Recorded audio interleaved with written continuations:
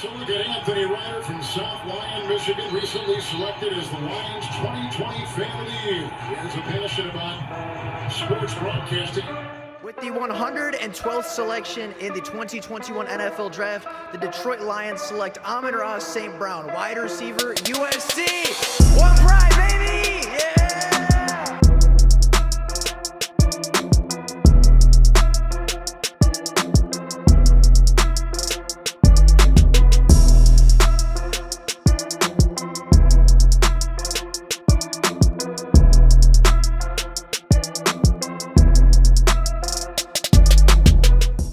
What's going on, everybody? Welcome back to another Detroit Lions video. Now, the Detroit Lions are heading to Atlanta this weekend to take on the 6-8 Atlanta Falcons. The Detroit Lions are coming off one of their biggest wins and one of their most dominant victories in an incredibly long time, as they last week absolutely dominated the 10-win Arizona Cardinals and beat them by 3 possessions by a score of 30-12. It was arguably their most dominant win since early in the 2014 season, and maybe even before that. It is the most dominant victory by the Detroit Lions in a very long time, to say the least. And a large part of that victory and a large part of the offensive dominance last Sunday was in large part credited to starting quarterback Jared Goff, who unarguably had his best game of the 2021 season and had his best game as a Detroit Lion. Jared Goff on the day last Sunday versus the 10-win Arizona Cardinals with a top 5, top 10 defense in the NFL, went 21 of 26, threw for 216 yards, threw 3 touchdowns on the day, and didn't commit a turnover. It was unarguably Jared Goff's best day as a Detroit Lions quarterback, and he was arguably the biggest factor as to why the Detroit Lions won that football game. Yes, I know Craig Reynolds was incredibly impressive. I know Amon-Ra St. Brown was very good at both running back and wide receiver, but if you had to pick one player and say that was the guy that stepped his game up the most, and that was the guy that just kind of showed out the most and was the biggest part of the Detroit Lions victory, you would have to point at Jared Goff. I believe he won the FedEx Era Player of the Week last week for his incredibly impressive performance versus Arizona, and he absolutely deserved it. Again, a very high completion percentage versus a top 10 defense in the NFL. 200 yards, which isn't the flashiest statistic. Obviously, he's passed for more, and obviously, the quarterback passing yards, you don't really look at it. You don't really say that's a great game unless you hit that 300-yard mark. But the 3 touchdowns and the 0 turnovers was really the most impressive part of that game.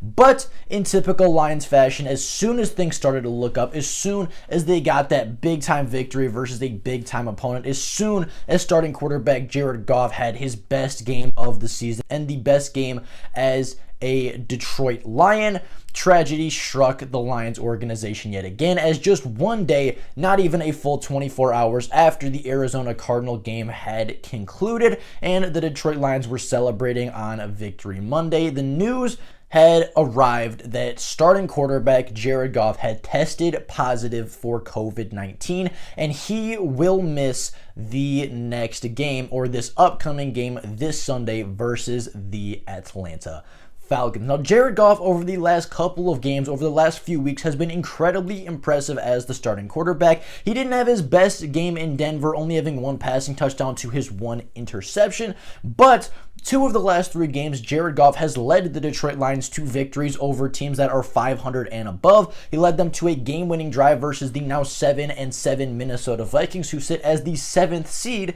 in the NFC wildcard. And just last week, he had 3 more passing touchdowns against the NFC's number 1 seed at the time in the Arizona Cardinals. So Jared Goff in 2 of the last 3 weeks, actually in 3 of the last 3 weeks, has played against playoff caliber opponents, and in 2 of those 3 weeks has led victories and led game-winning drives and just led this offense to a victory versus a true playoff contender. In his last 3 games, Jared Goff has had a really high completion percentage, has thrown for 7 touchdowns to just 2 interceptions. His touchdown to interception ratio over the last 3 games compared to the games prior is an incredible improvement from where he was a month ago, even a couple of weeks ago before the Minnesota game. And I think Jared Goff is really starting to find his stride as a Detroit Lion. I think he's really starting to get comfortable in this offense. I think the offensive coordinator and the head coach, the offensive play callers, are kind of figuring out how to use Jared Goff to his maximum potential and how to get the most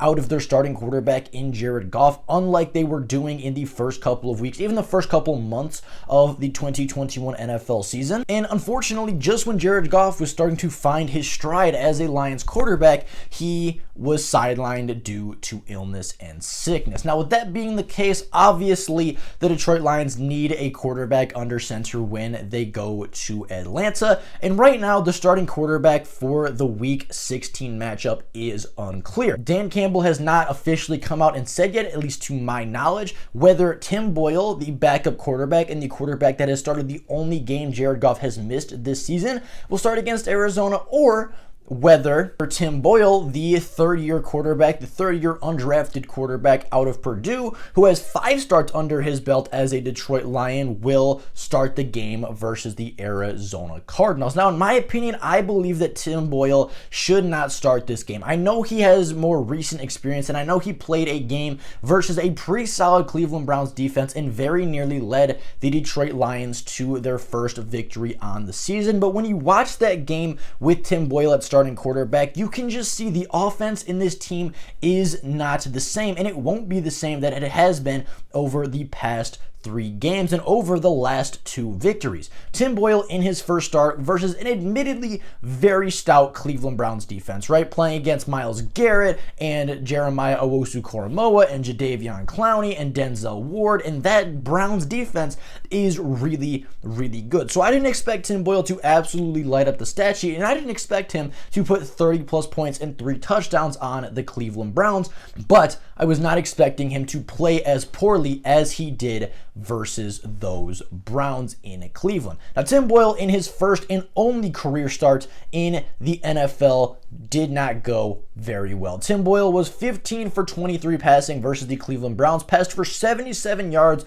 throughout the entirety of the 4 quarters, and threw 2 interceptions while throwing 0 touchdowns. He actually provided the Cleveland Browns with more points than he did for the Detroit Lions. He gave them multiple scoring opportunities with those 2 interceptions and really didn't put the Lions in a scoring position more than once, as the only touchdown on the game came from a 53-yard rush from DeAndre Swift, who just saw the hole, saw the gap, shot right through it, shot out of a cannon, and took it 53 yards to the house for the only touchdown on the game. The Lions would end up losing that game to the Cleveland Browns by a score of 13-10 in a very hard-fought and very close victory, where the Lions had some special teams mistakes, the Browns had some special teams mistakes. The Lions turned the ball over multiple times, and it turned out to be one of the downfalls of the Detroit Lions that day. They turned the ball over 2, maybe 3 times. I don't remember if there was a fumble in that game or not, but I know for a fact Tim Boyle threw 2 interceptions.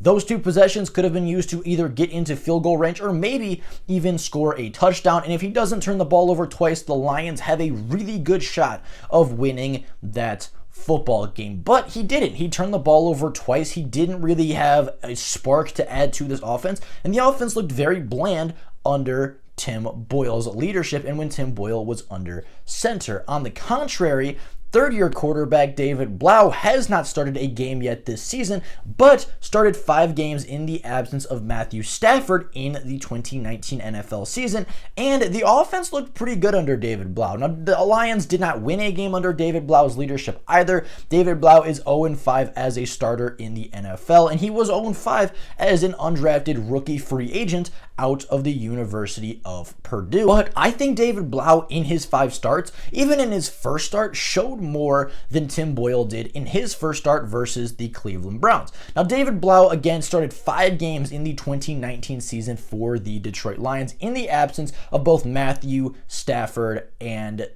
and Chase Daniel. In those 5 starts, despite losing all 5, Tim Boyle looked pretty good. He had not a great completion percentage. I believe was right around the 59 to 60% completion percentage. Threw for 984 yards, 4 touchdowns, and 6 interceptions. However, as I've talked about before, 3 of those 6 interceptions were Hail Marys at the end of the game, and they weren't really on him. So if you look at it based off really just the reads that he made and the decision making that he really had 984 yards, 4 touchdowns, and 3 interceptions. Now, those other 3 interceptions were not very good. Those other 3 interceptions were pretty bad reads, pretty bad decisions, but again, he had more touchdowns than interceptions if you take out the 3 Hail Mary passes or the tip passes that really weren't David Blough's fault to begin with.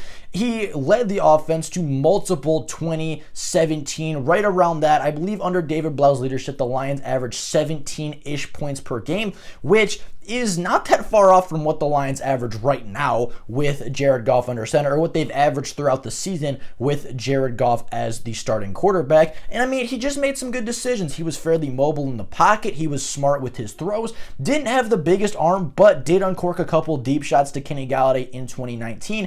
Couple of them led to big touchdowns. I know his first ever career throw in the NFL was a 75-yard touchdown to Kenny Galladay on a busted coverage. So I know he has the arm to throw the ball probably 50, 55 yards through the air. Doesn't have the arm strength that Jared Goff does, doesn't have the arm talent that Jared Goff has, or even the arm talent that Tim Boyle possesses, but what David Blough does have is the intelligence and does have the football IQ that I don't believe Tim Boyle possesses. And I'm not saying Tim Boyle's a dumb quarterback. I'm not trying to insult Tim Boyle, but I do believe that David Blough reads the game better. I do believe he makes better decisions. And I think under David Blough's leadership, the Lions will have more success offensively. He's more proven in the NFL. He makes better decisions. And overall, I believe that David Blough is the better option for the Detroit Lions. Now, obviously, regardless of who the Detroit Lions start this weekend, whether it be Tim Boyle or David Blough, they are going to be at an incredible disadvantage without their starting quarterback who just found his stride in Detroit.